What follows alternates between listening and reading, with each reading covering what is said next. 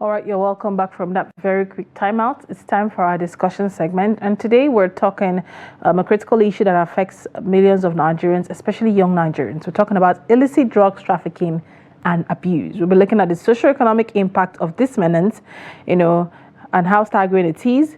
With the lives lost, families torn apart, and communities ravaged, illicit drugs fuel crimes, undermine security, and drain the nation's resources.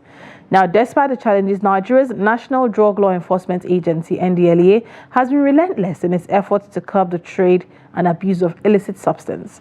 From seizures at airports to rehabilitation programs for addicts, the agency has been working tirelessly to win the war against illicit drugs.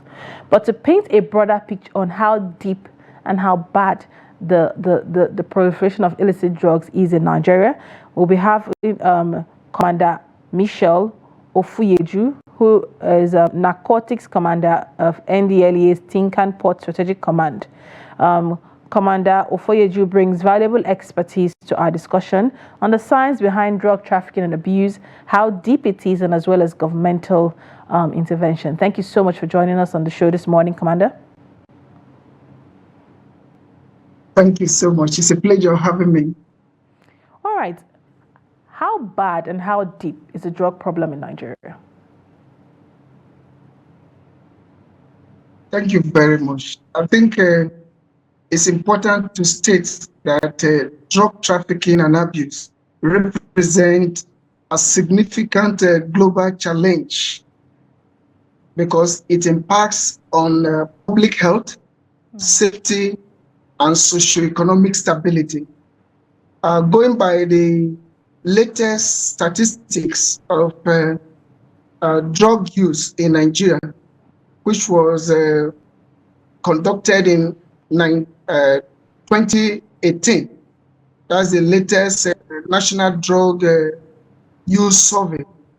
The statistics quoted is that Nigeria has a drug prevalence of 14.4%, which translates to about 14.3 million Nigerians having used one form of narcotics or the other. And particularly, even at the time the survey was conducted, the global prevalence was just 7.5. So if the global prevalence is 7.5 and that of Nigeria is 14.4, which is almost twice the global prevalence. So it is really a gloomy picture, and it calls for a very serious action on the part of all stakeholders. All right. Thank you very much for that, throwing a light and giving, a detailed explanation on how bad it is. Now, so far, how has the impact on, okay, before we even get to that now, in your experience, what is the most drugs that has been trafficked or that is prevalent in Nigeria? And is something being done to understand why this is the highest number or type of drugs that is being trafficked, brought into Nigeria, trafficked and used by people? Well, thank you very much. One of the greatest challenge we have in terms of drug abuse or trafficking is cannabis sativa, which is commonly known as marijuana. Okay. A lot of youths are getting involved daily in the abuse of drugs. The world has the highest rate of abuse is cannabis, and that is why we have remained resolute as a country in the fight against drug trafficking and abuse. But it is also important for people to understand the science behind drug trafficking and abuse, because you need an interdisciplinary approach to understand the phenomena, the science behind the biological mechanisms of drug action. Got it to know the science behind this factor that to trafficking, as well as the science behind the psychology of addiction. So for the science behind the biological mechanism of drug action, we need to understand that drugs, every drug, have a major impact on the human brain.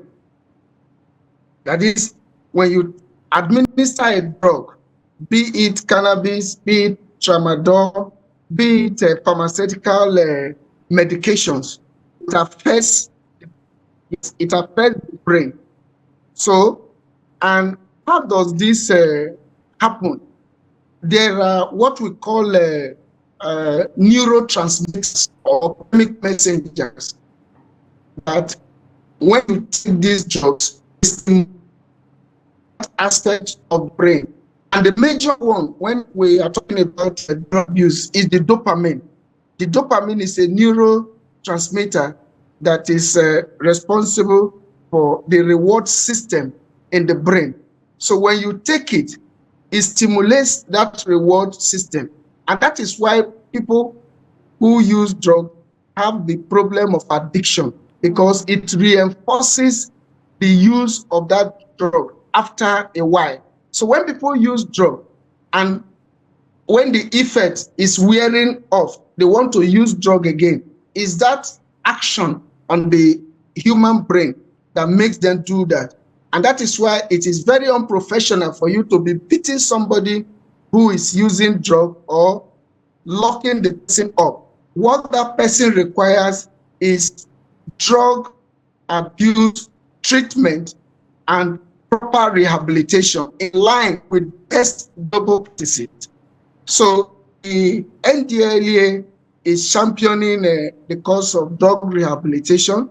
The chairman chief executive, Brigadier General Mohammed Buba Marwa, retired CON, recently launched one in Kano. And we have rehabilitation centers across our commands, the 36 states and the Federal Capital Territory, Abuja. So how effective? Then it is also important for... How effective have been this rehabilitation program been? And are there plans? Because we understand, according to the UNODC, it says women are half as likely than men to access care. So what are the plans to also inculcate rehabilitations for girls trafficked into sex work and drug addiction? How effective is this and how inclusive is it? Well, I can say that it is effective, though currently inadequate in terms of the population of people who use drugs in Nigeria. But the agency must be commended for the giant stride we have taken so far in the aspect of drug abuse, counseling and rehabilitation. Because between the period of 2021 to 2024, over 22,000 persons have benefited from our drug abuse counseling and rehabilitation. So that to us is a major feat. But like I said, it is still inadequate compared with the number of people who have drug use program. And it's also important to state that in order to reach out to the wider members of the society who have drug problems, the agency also launched these toll-free call centers where anybody, wherever you are in the country, you can call toll-free. The number to call is 0800 10 20 30 40.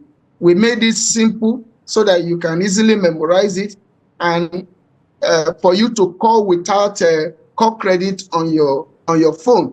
And the beauty again is that you have the advantage of being counseled by professionals, psychologists, social workers, clinicians in Igbo, Hausa, Yoruba, and Pidgin English. So that is the beauty of the call center. It is free of charge, and it reaches out to people in various major Nigerian languages. Right. And where you require rehabilitation, they will also ask you, where are you calling from? If you say, oh, for instance, you are calling from Abeokuta, they will direct you to the closest rehabilitation center in Abeokuta, which is the Neuro Hospital in Abeokuta, as well as other rehabilitation center, because they have the directory of all the rehabilitation center in the country.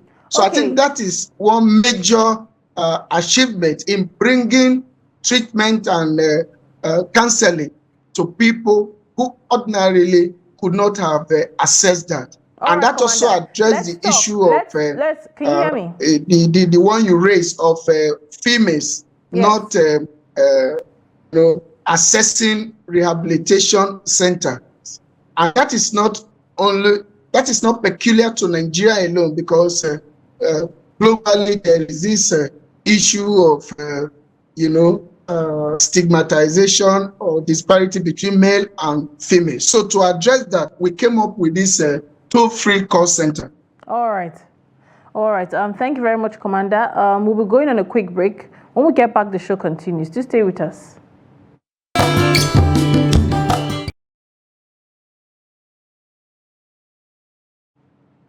All right, you're welcome back from that quick timeout. We will be joining our guest still to continue our conversation on illicit drug trafficking and abuse in Nigeria. We'll still have with us Commander Ofoyeju, who has been in the conversation with us. Commander Michel Ofoyeju, thank you so much for sticking around.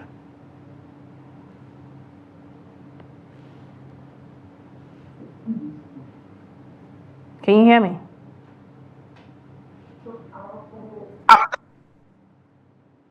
Yes, I would like us to by looking at the sense behind Commander, drugs. can you hear me? Your network seems to be breaking where you are.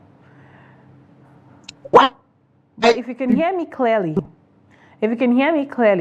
the question I would love to ask next is, what are the latest trends in drug trafficking? And, how is the NDLEA adapting to the latest trends and changes in drug trafficking and drug abuse in Nigeria?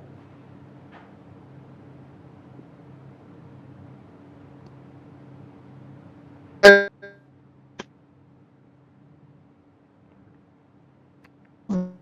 we still have the commander on the line? Is addressing the issue of drug trafficking is legislation. Okay, it seems we're having a bit of, network glitch when it comes to reaching out to the commander this morning. Well, we hope we'll be able to join with him before, we wrap up the show this morning. But we're talking about the latest trends in drug trafficking and how we're looking at how the NDLEA is adapting and how changes are being made. So we hope we'll reconnect with him right after the break. To stay. All right, we've been able to reconnect back with Commander Michel Ofoyeju. Thank you so much for joining us back, Commander. We've reconnected with him via phone call. So thank you. Can you hear me, Commander?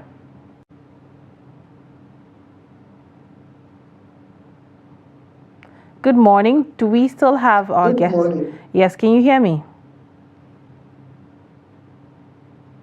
Can you hear me? Yes, I can hear you loud and clear. Okay, good. So I was going to ask, I said, what are the latest trends in drug trafficking that you have observed over time? And how is the NDLEA adapting to these changes and tackling it head on? Thank you very much for that question. The latest trend we have observed is the use of technology in drug trafficking.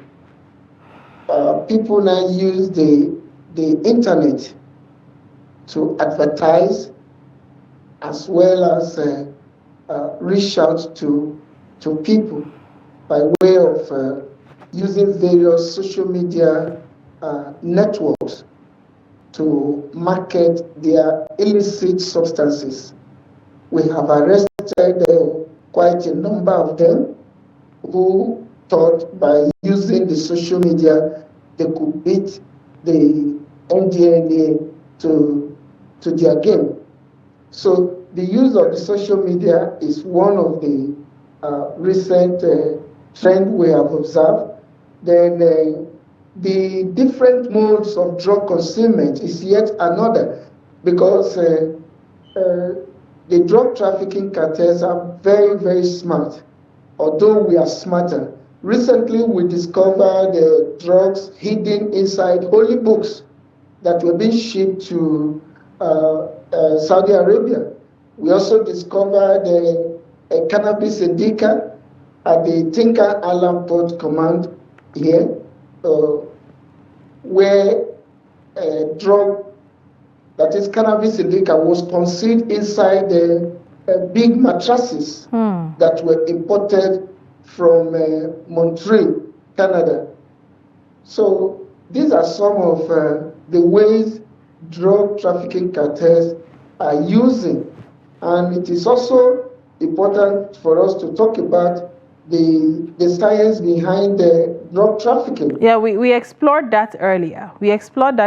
And you spoke about how, it is more psychological than even wanting to hit or punish a person going through that. And you also explored, rehabilitation process and how effective they have been so far. But I want to also talk about the other push factors like poverty, unemployment, and loss of ethical values and poor parental upbringing.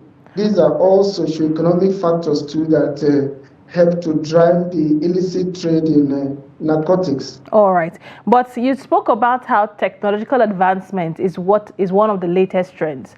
How is the NDLEA ready to tackle such using technology as well? What new technology has been deployed to be able to dictate such moves and, bring them to book? Yeah, thank you very much. I think under the current leadership of Brigadier General Mohammed Buba Marwa, we have witnessed, procurement of latest technological equipment. We have some of the best scanners in the world at the international airport. We also have been engaging in training and manpower development.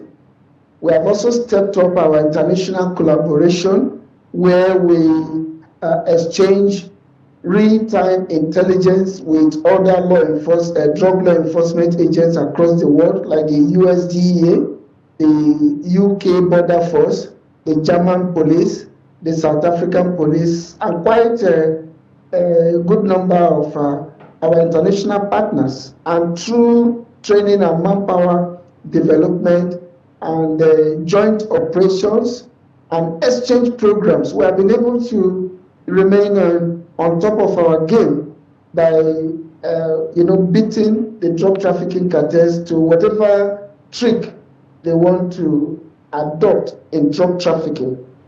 Then another important aspect where I think the agency is doing very well is in the area of community engagement, because the drug war thrives on the principle of collective responsibility, and no one agency can do it alone.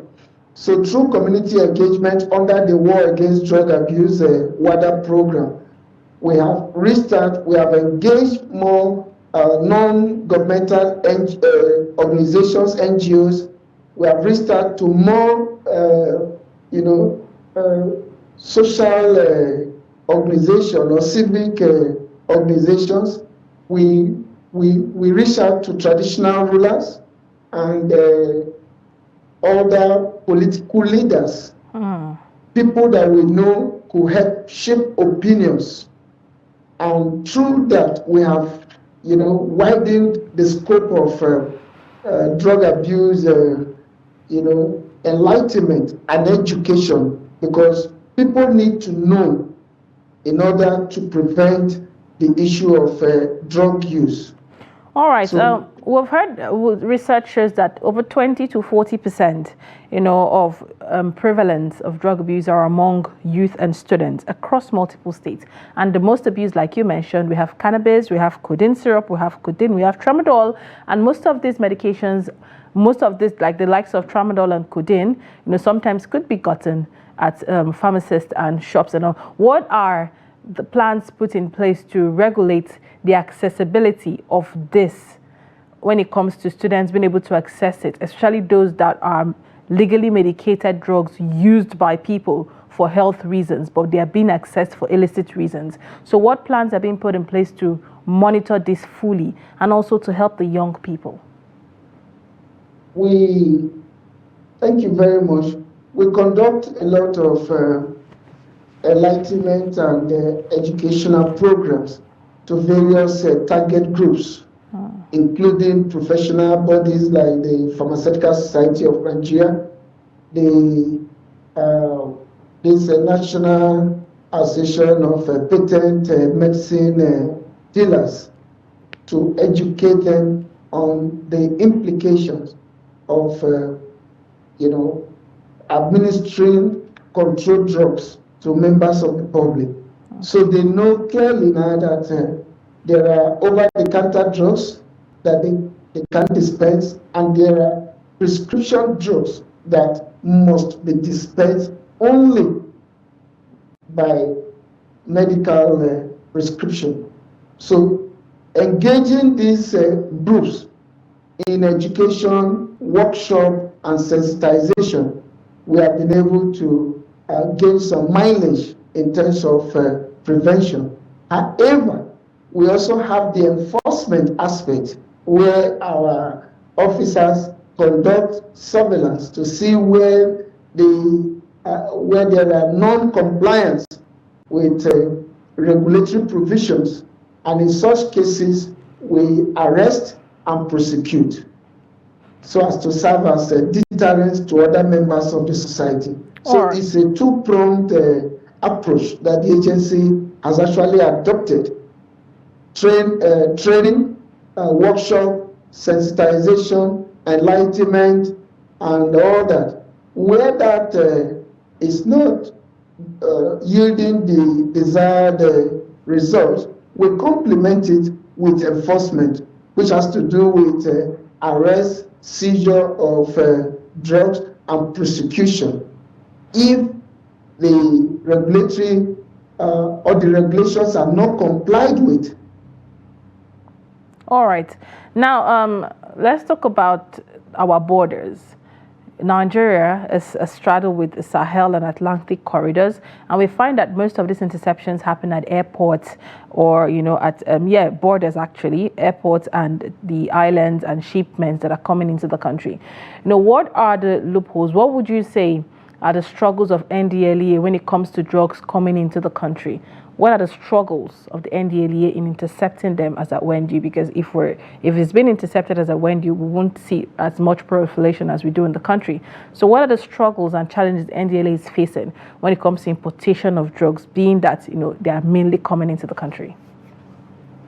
Yeah, I think some of the major challenge we have is that of inadequate education on the part of members of the public. In spite of what the agency has done, there is still need for us to carry out more sensitization across the length and breadth of the agency. But it's important to know that the major international borders, seaports, and airports are now being properly secured with the presence of NDLEA officers, as well as the deployment of our drug interdiction equipment. So with the training coupled with our equipment that we have deployed, particularly I want to mention the canine unit. Our sniffer dog unit has really done creditably when it comes to drug interdiction, because no matter the mode of drug concealment, the sniffer dogs will detect the drug as soon as they are deployed. So on the part of the staff strength, I think under the present administration, we have had true recruitment, and we hope to have more because the number needs to be increased so that we can effectively, discharge our statutory responsibility as stipulated in the NDLEA Act. All right. Thank you very much. Now, finally, before we go, what's your word out there to Nigerians? What to expect from the NDLEA, and when it comes to illicit drug, what do you expect from Nigerians in terms of community policing and community engagement, and to our young people as well? Yeah, for my advice to Nigerians is that the threat of drug abuse and trafficking is a global one, and parents need to be educated because you need to know the signs of drug abuse so that you can detect early. And of course, it is also important for me to state here that the NDLEA has introduced the drug testing kits, and we are advocating for the drug test of students, youth corps members, intending couples, as well as aspiring politicians. Because if you want to lead, you should be tested and let Nigeria know your drug use status. So this way, we could achieve much more. And the test kit, we provide accurate information of whatever illicit substance that an individual have used within a specified period of time. Some can even capture up to 2-3 months. And it is just by urinating on the cup, and within 2 minutes, whatever substance the person has taken will indicate. So gone are the days where parents will be arguing with their words that you are using drug or you are not using drug. Just subject them to drug tests, and where it is positive, I will also advise that they seek professional counseling and rehabilitation from the agency and other specialized institutions across the country. Okay, thank you so much, Commander, there for joining us and shedding light on the complexity of drug abuse in Nigeria. Thanks for joining us. It's a pleasure having me. And to our listeners there, we're just having a chat with Commander Michelle Ofoyeju, Narcotics Commander, NDLEA's Tin Can Strategic Command, where we're talking about the science behind drug trafficking, governmental intervention, and the complexities of drug trafficking and abuse in Nigeria. I hope you'll be able to pick something from our conversation this morning. We'll be going on a quick break. When we get back, we'll be looking at stories that made it to the front pages of our dailies. Do stay.